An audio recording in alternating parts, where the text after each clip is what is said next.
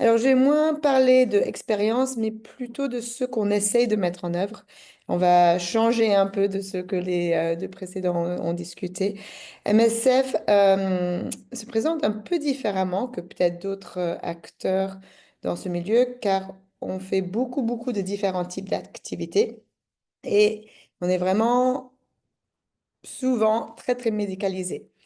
Alors, notre objectif, c'est de pouvoir implémenter le dépistage dans beaucoup de différentes activités, de déverticaliser, de ne pas seulement penser à mamie dans les programmes nutritionnels, parce que nous avons aussi des services où il y a l'accouchement.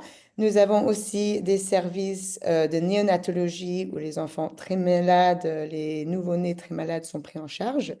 Alors, on voulait intégrer les basiques de dépistage dans des protocoles en dehors des protocoles strictement pour la nutrition.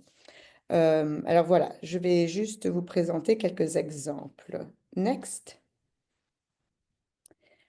Alors, voilà où déjà de base on essaye de mieux faire pour les moins de 6 mois parce que j'avoue que c'est vraiment un sujet sur lequel on travaille beaucoup, mais comme je pense que beaucoup, beaucoup de nous pouvons témoigner, c'est pas toujours facile à mettre en œuvre. Mais on aimerait que chaque enfant qui passe par nos portes, chaque enfant moins de 6 mois qui passe par nos portes, et accès à un dépistage. Alors, on fait beaucoup de consultations pédiatriques, soit en interne, soit en externe. Alors, les critères de base, dépistage de base, et ça ressemble beaucoup à ce qu'on voit dans tous les outils MAMI. D'abord, à travers le triage, dépister les signes de danger euh, qui montreront que l'enfant doit aller à l'hôpital s'il ne l'est pas déjà. Et puis après, les critères de croissance du nourrisson et l'anthropométrie, qui montrerait si l'enfant a un risque modéré et devrait être référé ou s'il est déjà là, enregistré dans un service de nutrition. Next. Et puis, comme dans Mamie, après, il y a les critères de dépistage élargis. S'il y a la capacité, si par exemple, ce n'est pas une période où il y a vraiment, vraiment, vraiment trop d'enfants, là, on aimerait bien quand même pousser un dépistage un peu plus élargi. Alors, regardant l'alimentation du nourrisson et aussi la santé et le bien-être de la mère. Et si on ne trouve aucun risque, il faut quand même qu'on continue à assurer l'accès aux soins de base routine et aussi parler des soins ANGE, car on sait que dans beaucoup de nos services, nous n'en parlons pas assez. Next. Alors, MSF a toute une collection de protocoles, de guides, et il y en a pas mal qui sont disponibles au niveau international. C'est-à-dire, on a un site, je peux partager avec vous après, sur lequel n'importe qui peut aller et retrouver ces guides internationaux qu'on remet à jour régulièrement. Et il se trouve qu'en ce moment, il y a deux guides qui sont en cours de révision, dont un, les soins obstétricaux et néonatal essentiels. Vous voyez que ce guide est disponible en français.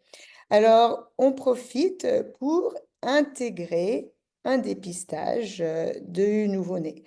Il y a beaucoup, beaucoup de bébés qui passent par nos portes et vraiment, l'idée, c'est de n'avoir aucune occasion manquée pour dépister. Alors, lors de la sortie des nouveau-nés, voilà les critères qu'on aimerait que les sages-femmes, que tous ceux qui sont impliqués regardent. Et s'il y a un des facteurs de risque, soit dans le nouveau-né, soit chez la mère, que l'enfant et la mère soient dirigés, encore une fois, vers un service de nutrition.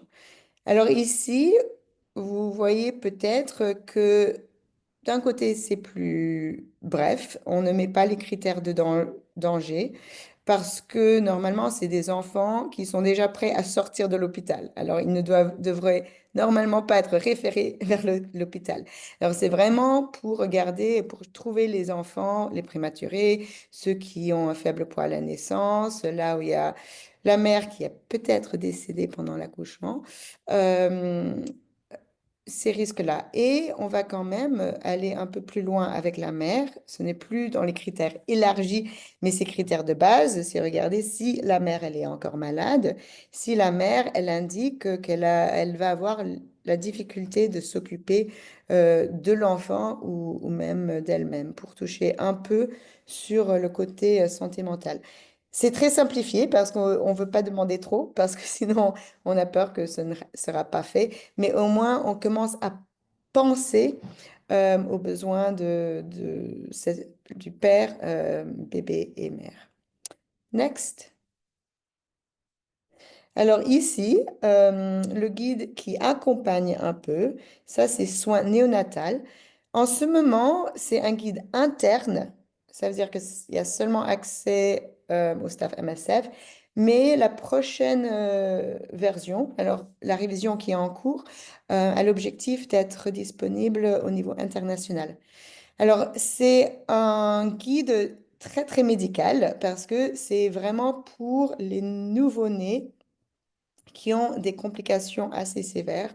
Peut-être qu'ils sont prématurés, peut-être qu'ils ont déjà un petit poids euh, à la naissance.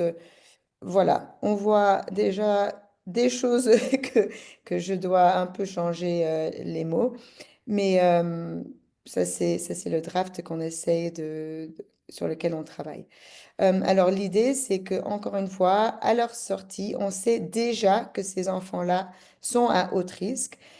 Alors, on aimerait bien qu'il soit dirigé pour qu'à la sortie de l'hôpital, il y ait un suivi et pour qu'ils ne rentrent pas à la maison déjà à risque et puis retombent chez nous une fois qu'ils sont déjà dénutris. Parce que très honnêtement, c'est là que nous, on retrouve beaucoup, beaucoup, beaucoup des bébés.